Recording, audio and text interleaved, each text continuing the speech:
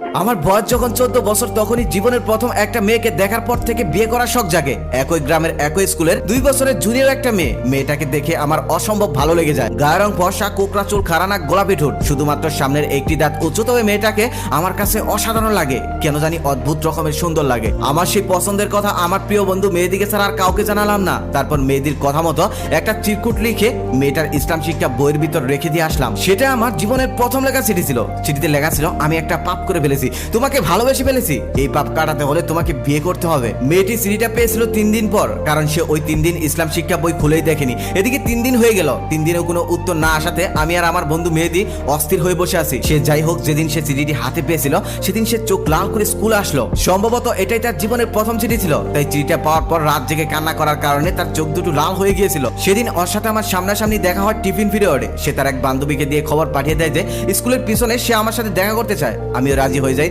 তারপর দৌড়ে চলে যায় স্কুলের পিছনে। মেয়েটা আগের থেকে সেখানে গিয়ে দাঁড়িয়েছিল। আমাকে দেখার সাথে সাথে সে আমাকে বলল, আপনি কি আমাকে ভালোবাসেন? আমি বললাম, বাসি। মেয়েটা তখন বলল, আপনার এই চিঠিটা নিয়ে গিয়ে যদি আমি হেডমাস্টারের কাছে নালিশ করে দেই, জানেন আপনার কি হবে? আমি তখন বললাম, জানবো না কেন, আমাকে পিটাতে পিটাতে একদম স্কুল থেকে মেন রুট পর্যন্ত দিয়ে আসবে। মেয়েটা তখন আবার বলল, তারপরেও ভালোবাসেন? আমি তখন বললাম, শুধু ভালোবাসি না, বিয়েও করতে চাই। মেয়েটা তখন আমাকে বলল, আমার তো বিয়ের বয়স হয়নি, মেয়েদের বিয়ের বয়স হতে 18 বছর লাগে, আর আপনারও বিয়ের বয়স হয়নি, ছেলেদের বিয়ের বয়স হতে 21 বছর লাগে। আমি তখন বললাম, তাহলে আমার যখন 21 হয়, তোমার যখন 18 হয়, আমরা তখনই বিয়ে করব। তখন মেয়েটা একটু আস্তে আস্তে বলল, সত্যি বিয়ে করবেন তো? আমি তখন বললাম, সত্যি বিয়ে করব। তখন মেয়েটা আবার বলল, তাহলে কথা দেন। আমি তখন বললাম, কথাও দিলাম। আমি কথা দেওয়ার সাথে সাথেই মেয়েটা কান্না করে দিল। কেন কান্না করে দিল বুঝতে পারলাম না। তারপর মেয়েটা কান্না করতে করতে ক্লাসরুমে চলে গেল। তখন থেকে আরো অন্যরকম একটা অদ্ভুত ফিলিংস এর জন্ম হলো আমার মনে। ভালোবেসে ফেললাম আমি ওকে। আমার প্রিয় বন্ধু মেহেদিদের পাশের বাড়ি ছিল ওদের বাড়ি, তাই আমার প্রিয় বন্ধু মেহেদিকে দিয়েই চিঠি আদান প্রদান করতে লাগলাম। এভাবেই চিঠি আদান প্রদান করতে করতে আমাদের ভালোবাসা 1 বছর কেটে গেল। 1 বছরের মধ্যে গ্রামের অনেকে আমাদের প্রেম সম্পর্কে জেনেও গেল। দুষ্ট ছেলে মেয়েরা গাছের মধ্যে লাভ এঁকে শাকিল প্লাস নিভা লিখে রাখতো। আমাকে দেখলেই নিভা নিভা বলে ডাকতো, আবার নিভাকে দেখলে শাকিল শাকিল বলে ডাকতো। কিছু বললে আরো বেশি করে বলতো, তাই কিছু বলতাম না। এরপর স্কুলের এক সাংস্কৃতিক অনুষ্ঠানে নিপা নাচলো। সেই নাচের গান ছিল বৃষ্টি পরে টাপুর টুপুর পায়ে দিয়ে সোনার নুপুর।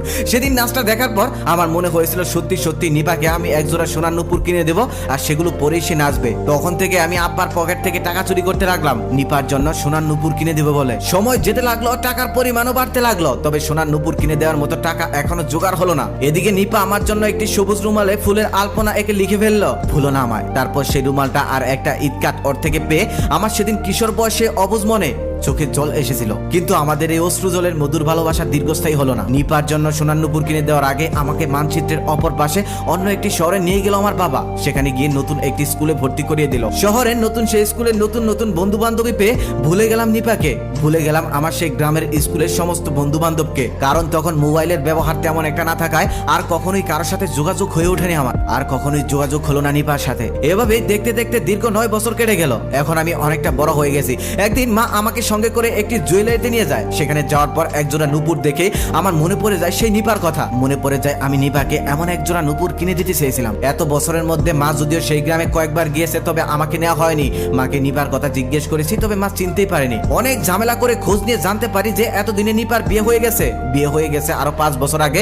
নিপার এখন 2টি সন্তানও আছে। এদিকে আমারও কিছুদিন যাবত 4 নম্বরের রিলেশনশিপটা ব্রেকআপ হয়ে গেছে। পড়াশোনা চাকরিতে সাকসেসফুল হলেও ব্যক্তিগত জীবনের প্রতি আমার এক ধরনের অনীহা জন্ম নিয়েছে। তারপর আমি বাবা মাকে অনেক বুঝিয়ে শুনিয়ে গ্রামের বাড়ি ঘুরতে যাওয়ার সিদ্ধান্ত নিয়ে নেই। তবে সেই গ্রামে যাওয়ার পর নিপাকে খুঁজতে আমার তেমন একটা কষ্ট করতে হয়নি, কারণ আমার সেই প্রিয় বন্ধু মেহেদি সেই নিপাকে বিয়ে করেছে। নিপার বিয়ে হয়েছে এটা শুনে আমি যতটা কষ্ট পেয়েছি তার চেয়ে বেশি কষ্ট পেয়েছি এটা শোনার পর, যখন শুনেছি আমার সেই প্রিয় বন্ধু মেহেদি নিপাকে বিয়ে করেছে। কেন কষ্ট পাচ্ছি, কিসের জন্য কষ্ট পাচ্ছি এটা আমি বুঝতে পারিনি, তবে আমার সেদিন ভীষণ কষ্ট হয়েছিল। আমি গ্রামে আসি এটা শুনে তারা দুজনেই ভীষণ খুশি হয়। তারপর তাদের অনুরোধে আমি তাদের বাড়িতে বেড়াতে যাই। দেখা হওয়ার পর তাদের দুজনের সাথে আমি এমন আচরণ করি যেন ছোটবেলার কিছু আমার মনে নেই, আমি যেন কিছুই জানি না। এই 9 বছরে নিপা আরো অনেক সুন্দরী হয়েছে। মেহেদিও এখন গ্রামের একজন সুদর্শন যুবক। টাকা পয়সার দিক দিয়ে তাদের তেমন একটা না থাকলেও দেখে মনে হচ্ছে তাদের ছোট্ট ঘরে ভালোবাসার অভাব নেই। তাদের এই ভালোবাসা দেখে আমার ভিতরে ভিতরে কেন যেন হিংসা কাজ করছে। হঠাৎ আমার মনে হলো সেদিন যদি আমার নিপাকে ছেড়ে যেতে না হতো, তাহলে হয়তো মেহেদির জায়গায় আমি থাকতাম।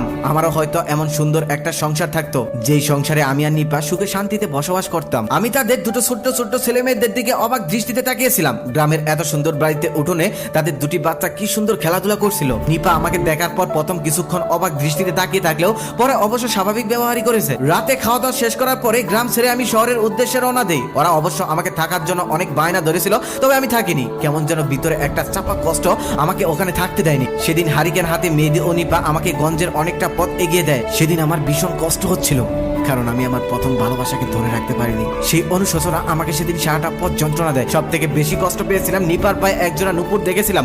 আমি যে নিপাকে নুপুর কিনে দিতে চেয়েছিলাম সেটা মেহেদি ছাড়া আর কেউ জানতো না। মেহেদি ওকে সোনার নুপুর কিনে না দিলেও ওকে একজোড়া রূপার নুপুর কিনে দিয়েছে, তবে আমি পাইনি আর কখনো পারবো না। সেই অধিকার আর আমার নেই। গল্পটা ইনবক্স থেকে নেওয়া একজনের জীবনের সত্য ঘটনা অবলম্বনে লেখা। সুন্দরভাবে বোঝানোর জন্য গল্পের চরিত্রে এতক্ষণ আমি ডুবেছিলাম। সত্যি বলতে স্কুল লাইফের সেই প্রথম অনুভূতি জীবনে কখনোই ভোলা যাবে না। ভালোবাসা অনেক আসবে অনেক যাবে, তবে অনুভবের হয়ে যাবে সেই একজনে। জীবনের শেষ প্রান্তে গিয়েও হয়তো এটাই মনে হবে, ইস সেই মেয়েটাকে যদি আপন করে পেতাম তাহলে হয়তো আমার জীবনে কোনো দুঃখই থাকতো না। মৃত্যুর আগ পর্যন্ত একটা আফসোস রয়ে যাবে, ইস তাকে আমার পাওয়া হয়নি। আর এই আফসোসটাই দিয়ে যাবে সারা জীবন যন্ত্রণা। বিধাতা আমাকে বলো কোথায় গেলে তারে পাবো, যন্ত্রণাগুলো আমাকে ভেতরে পোড়ায়।